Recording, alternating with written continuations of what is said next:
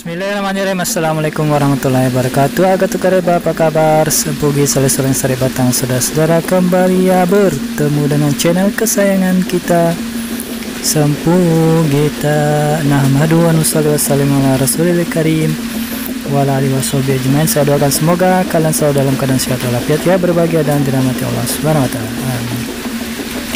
Nah, setelah saya mempublikasikan video tradisi suku Bugis Masempe kemarin, akan saya uploadkan lagi video tentang acara tradisi Mapadendang Bugis ya. Jadi ini acara Mapadendang adalah menumbuk lesung tumbukan padi yang digantung di bawah rumah dengan irama tertentu. Jadi ibu-ibu dan bapak-bapak biasanya memukul ya, menumbuk lesung tersebut tanpa ada isinya dengan irama tertentu.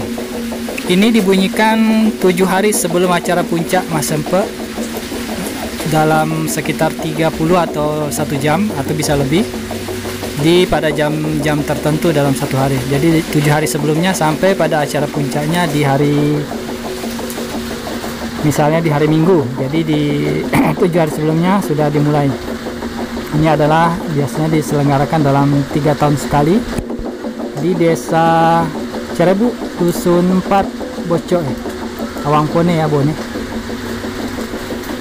Saya tidak sempat untuk meliput tarik tambang dan tarik tambangnya sempat ya, tapi kurang jelas karena terlalu banyak yang menonton dan terlalu rapat, jadi tidak jelas tarik tambangnya.